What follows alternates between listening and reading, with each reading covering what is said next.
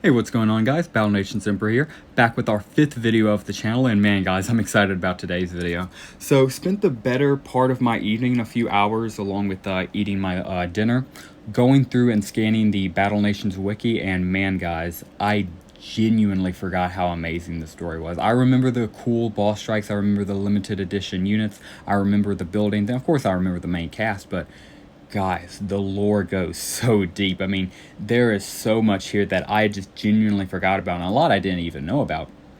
So, just want to say before we get into this, if you would like to know anything more about any one of these characters or a particular event, I'm going to leave all of their links in the description down below to all of these individuals. And if you guys would like to know more about a specific individual or a specific event, please leave a comment down below. I'd love to get your guys' feedback so we can make future videos more entertaining and more enjoyable. But yeah, without any further ado, let's jump right into this, starting with the gentleman on the left right there, Emperor Hendrick the Great. This is the only photo of him that we know of existence, or the only photo shown in game so far. And what do we know about Hendrick? We know a few things about Hendrick. He's a very important character in Battle Nation's history and lore. He is the first great emperor, and he is well known for establishing the empire to its greatest extent. When we start off the game, we see the empire did exist in some form before he rose up. However, it was nowhere near as large before he took power.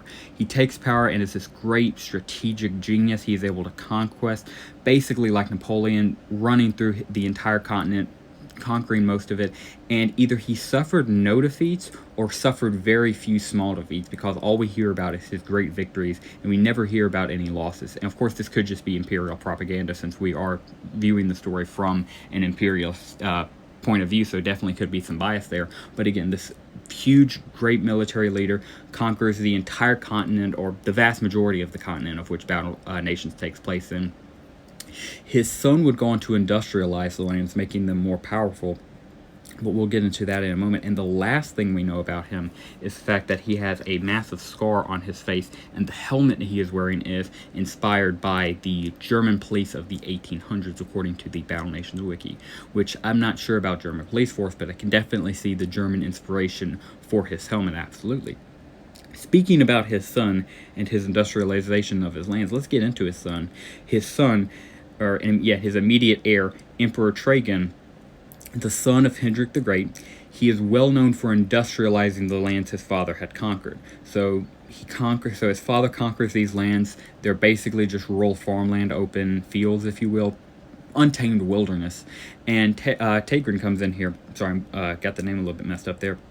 He comes in here and he industrializes. He establishes factories, establishes machinery, and he makes the land a lot more productive, a lot more economical. And this would cause some seeds of discontent that we could see later on, but we'll get into that in one moment.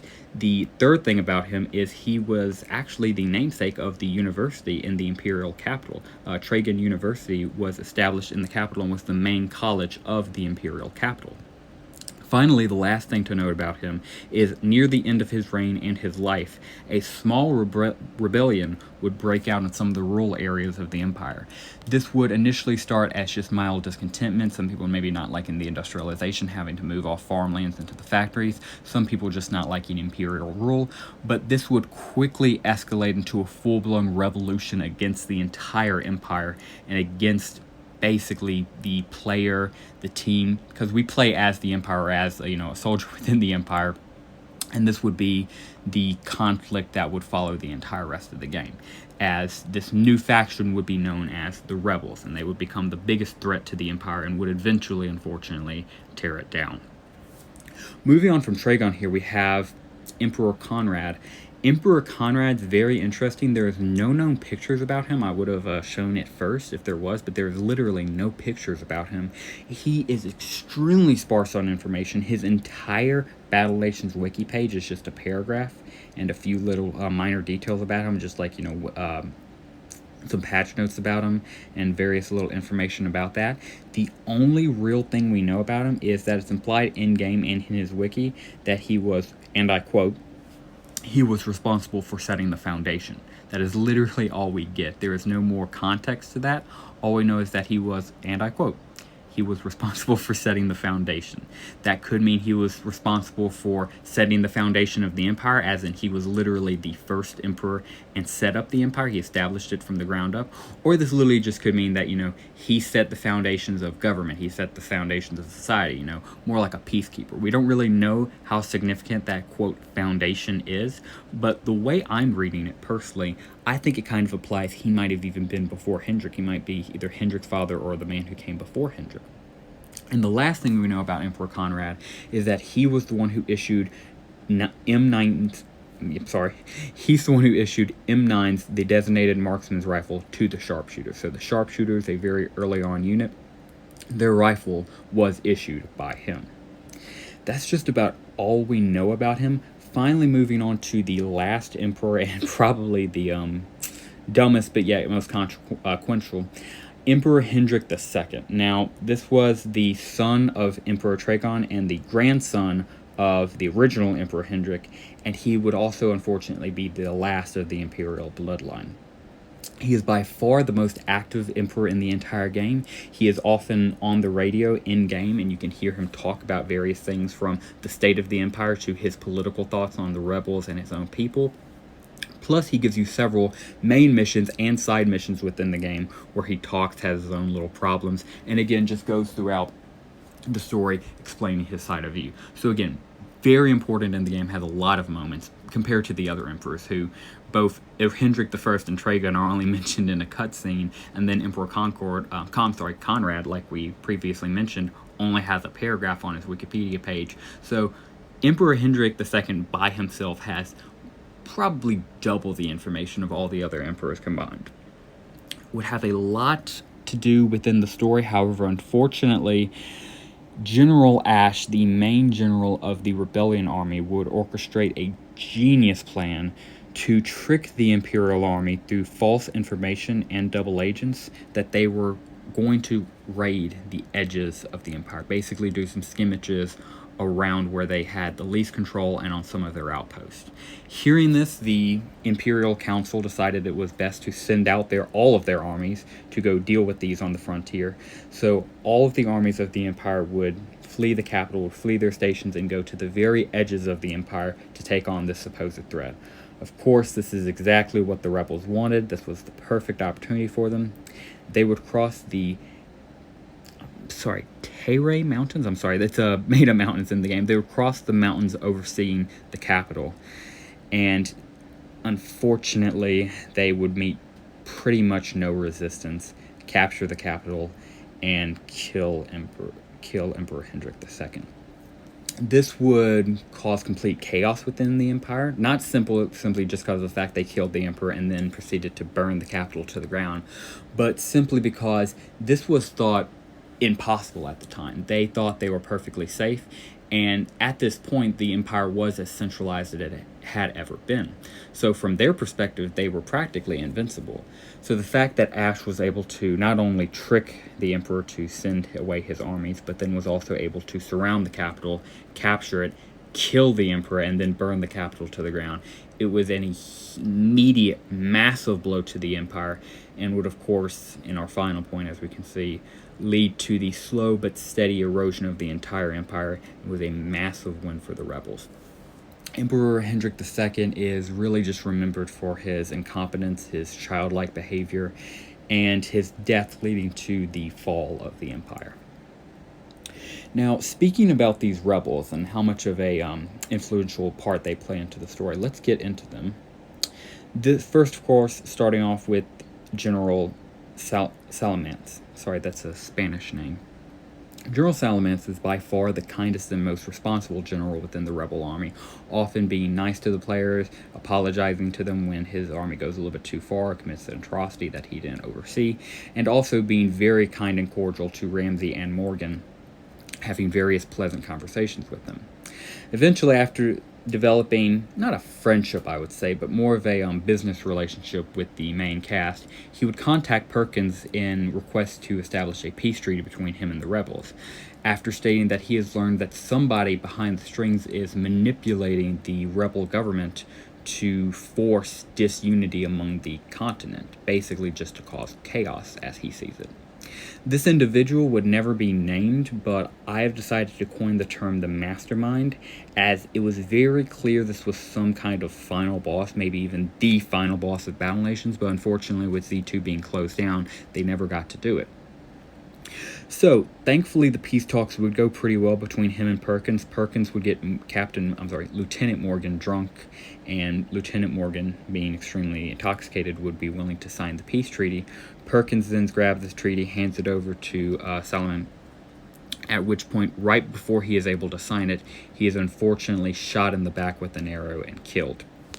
This immediately sparks outrage among the rebels, believing that the Imperial forces had just brought their general there to kill him. Of course, this wasn't actually the case, but this is how they thought. They then lead a massive attack on your base, on your outpost. It is only then stopped by Floyd, who was at the time outside on a different side quest, taming the Spider Queen. He brings the Spider Wasp Queen back to the base, and you're able to control her and repel the rebels from your base. Overall, he genuinely did try to remedy the heels. If there was any possible peace between the Empire and the rebels, this man would have been the one to achieve it. But unfortunately, he was killed by an arrow. And the arrow, we have no clue who the arrow was shot by. It's heavily implied it was the Mastermind, the person who he was trying to stop, but it is never said directly who shot the arrow, so it is still up in the air. And finally, we have Ash. Oh my goodness. This man, we saved the best for last because he has quite the lore breakdown. Let's jump right into it. First off, Ash was actually a general for the Empire. This is what he looked like when he worked for the Empire, but he would defect later on in the story. So let's get straight into the story of Ash. Ash would immediately start off the game as a highly respected, highly ranking general within the Empire. In fact, he was so high respected and so trusted among the elites that upon seeing Hendrick II, the Kid Emperor, and how stupid he was, this guy, seeing the fact that he had the mindset of a kid and would probably lead the Empire to ruin, they entrusted at the time Ash, Imperial Ash, who was still loyal to the Empire, to be his top military advisor. Ash would go on to advise him, win several military engagements for him, and this would all culminate in the rebels being pushed back to their only HQ. Ash would be dispatched with his team into the jungle to go find it. They find the rebel HQ, force them into a last stand fight, but right before wiping out every single last one of them and killing the rebellion for good, Ash defects to the rebels and is able to turn the tide in their favor. It is never directly stated the multiple reasons Ash decided to defect, but the number one main reason we do know, the main reason Ash defects to the rebellion is simply because he feels Emperor Hendrick II, the kid here, was far mistreating him. He always was arrogant. He always had to emphasize how he was above Ash, and Ash, realizing that, if we're being real here, he is a smarter man. The only reason Emperor Hendrick II is higher than him is simply because of his royal blood, literally a birthright. And this didn't sit well with Ash. So while he did defect, you do understand his reasoning, his main reasoning, and then apparently various other reasons that we don't have confirmation. It's all speculation. He would work wonders for the rebels, again, completely changing the tide, not only in that battle, saving them, but then actually going on to raid the Empire several times and turn the entire stage of the war. As a rebel, the player will battle Ash several times throughout the game in the main story and in multiple side missions. These can range from a multiple random encounters to where you see him, on your base trying to occupy it and you fight him back, to story missions where he is actively trying to stop you from progressing the story and you have to take him down to progress the story. Later on into the story, after the defeat of the Silver Wolves, High Command of the Rebel Council would discover the player's base, the outpost, having at this time been one of the last remnants of the player and his empire, or the empire, because keep in mind, this is after the fall of the imperial capital. Hendrick II has already been killed, and the rebels are on a full killing spree. They're wiping out any last remnants of imperial holdouts they can find, and at this point, they find you, what they consider one of the strongest imperial holdouts, and they can't have that, so they decide the only way to stop you is to kill you.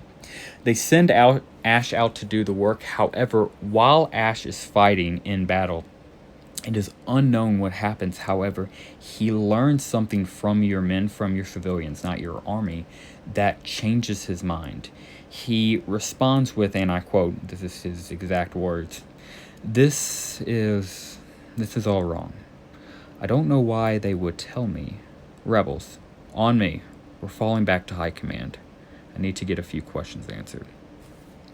Again, it isn't exactly known what this is. Even the wiki is very vague on it. Again, saying that we, the player, don't see what it is that changes Ash's mind in the moment. But it is very heavily implied this has something to do with the mastermind.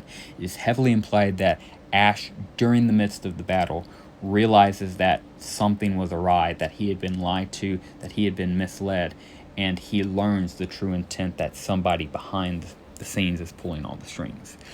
After retreating and pulling back his army, Ash would later contact the player after the battle, or contact the cast, but same thing, the player. Contact the player's cast, and inform that he wishes to defect back to the Empire. He wishes to become a double agent. Of course, while initially skeptic, they ask him to come over, and while in transit onto your base, Ash is ambushed by his own rebel forces, realizing what he is about to do, and they trap him and attempt to kill him. Morgan and Ramsay, hearing that he's in trouble, initially don't want to go save him, believing it to be a trap and that Ash is still working for his own men, that they're all just going to jump him as soon as they get there. But Morgan and Ramsay decide, go for it, and they go to rescue Ash. While they meet Ash, in an intense gunfight, unfortunately, Ash is hurt. They are able to kill the initial rebels that ambushed Ash. However, unfortunately, Ash does receive some mortal wounds. However, before dying, he desperately tries to tell Morgan and Ramsay something important, something relating to the mastermind and this grand conspiracy behind the rebels. However, as he's trying to tell them, another wave of rebels hits them. And despite being extremely injured, Ash goes into battle again. Unfortunately, though, he would take even more wounds in this battle. Immediately after ending this battle, he would go out saying that he is about to die, saying that he knows his time is near. Lieutenant Morgan, trying to comfort him, tells him that we're going to get you back to an Imperial hospital, we're going to get you patched up, it's going to be fine. Ash, knowing he isn't going to live that long, simply replies, and I quote, I won't be joining you, Lieutenant. My time is up. You're in danger. Much more than you thought. The rebellion, they're being manipulated. There's something else, and they've got it out for you. He then dies beside Lieutenant Morgan and Ramsay. It is unknown precisely what the mastermind was or what it was intended to be. It is extremely intriguing and extremely interesting to see what they were going for, because even with this, we can tell there was an amazing story planned out. And that will do it for today's video, guys. All I can say is wow. I was trying to look through the notes on my screen, trying to recall some information. Got a little clustered there at some points, as I'm sure you guys have heard, but I'll be real with you. This is my 6th take of this video, and I've gotten deep at a few points, but then just given up. I hope none of my stutters were too bad this video, and I hope you were able to learn something this video. I hope you enjoyed it, because man, I did not know all of that stuff going into today. I mean, heck, I didn't realize, Ash, was actually a good guy. I just kind of always thought he was a generic villain, but he has so many layers to him. It can be argued that, he was a good man, just misled. But, yeah, a whole can of worms here to open up. Who's the mastermind? What was their plan? What happens to the Empire after the game? What happens to the Rebellion after the game? Because it stated that the Rebellion, despite taking down the Empire and having a massive celebration after that, with no unified enemy, they themselves would have multiple factions within them break off and have several civil wars within them. So a whole lot more to talk about here, but we can definitely cover that in a future video. Please comment down below, like this video if you enjoyed it, and let me know what you guys would like. I would love to keep making these 101 videos. I absolutely adore making them. And that will just about do it for today, guys. If you made it all this way, thank you very much for watching. I wish you a great rest of your day, whether it's morning or evening for you. If you haven't already, again, please consider dropping a like down below and subscribing to the channel if you are new. And that will truly do it for today, guys. Thank you very much for watching, and have a great rest of your day.